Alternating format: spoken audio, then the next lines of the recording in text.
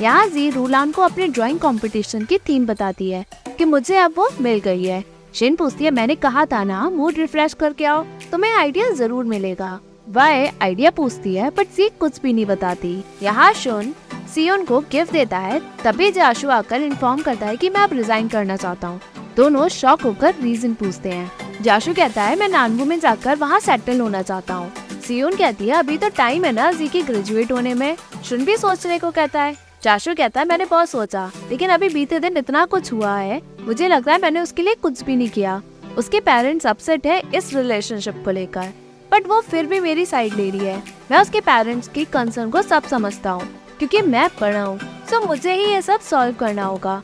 जब मैं नानवो में जाकर सेटल हो जाऊंगा तो मुझे वहाँ अपने आप को प्रूव करने की चांसेस और भी मिल जाएंगे। शुन भी सपोर्ट करता है। सियोन कहती है, तो मैं तुम्हें रोकूंगी नहीं, क्योंकि नानवो में तुम्हें बहुत सारी कंपनी आराम से ले लेंगी। क्यों ना तुम हेडक्वार्टर से हेल्प मांगकर खुद का वहाँ स्टूडियो खोल लो, वो तुम्हें सपोर्ट भी करेंगे। शुन कहता है, कंपनी में ये पॉलिसी है, बस हमें हेडक्वार्टर से डिस्कस करना होगा। जाशु एग्री करके उन दोनों को थैंक्स कहता है। सियोन और शुन दोनों जाशु के काम और ग्रोथ को लेकर उसकी तारीफ करते हैं। वो उसे बेस्ट विशेस देकर सपोर्ट करने को कहते हैं। जैसे ही जाशु बाहर आता है उसे कॉल आ जाता है। यहाँ जाशु को डॉक्टर बताते हैं कि तुम्हारे फादर के पास अब ज्यादा टाइम नहीं बचा है, तुम अपने टाइम की वैल्यू करके उनके साथ आखिरी पल बिता लो। जाशु अपने फादर के पास बैठा होता है। वो उनसे कहता है, इंसिडेंट को गुजरे बहुत टाइम बीत गया, मैं उसके बारे में सोचना भी नहीं चाहता था, बट आज मुझे ये सब सोचना पड़ रहा है। अगर आप उस वक्त नहीं कूदते और पेनल्टी ले लेते तो आप आज शायद रिलीज भी हो जाते। बहुत सारी बातें हैं जो मैंने तुम्हें नहीं बताई। तुम्हारा कर्जा हमने सब चुका दिया। मेरी मदर कुछ साल पहले ही सिर्फ तुम्हारी वजह से चल बसी, क्योंकि हमारे पास पैसे नहीं थे।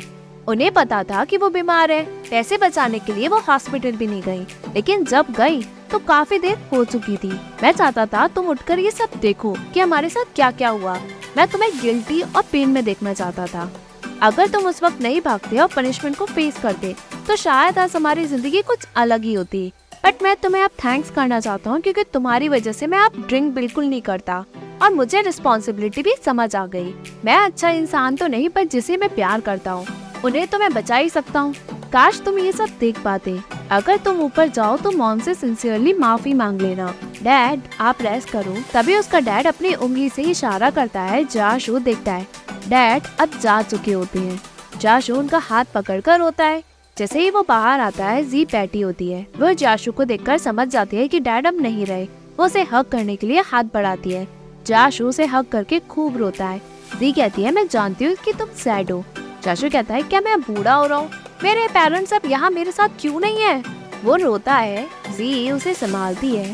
बाद में दोनों जाशु की मदर के ग्रेवयार्ड में पहुँचते हैं। वहाँ वो जी को एज अ गर्लफ्रेंड इंट्रोड्यूस कराता है। वो कहता है, मैं नानपू में सेटल होने वाला हूँ, पर आप चिंता मत करो, मैं हर साल मिलने आऊंगा।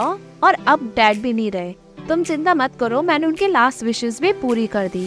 क्या तुम दोनों ऊपर मिल लिए हो? बस आप दोनों ऊपर खुश रहना। वो ग्रीटिंग्स देता है। बाद में जी अपना इंट्रोडक्शन देकर कहती है, आप जाशु की चिंता मत करना, वो बहुत काइंड और आउटस्टैंडिंग है। वो लोगों को सिंसियर और अच्छे से ट्रीट करता है।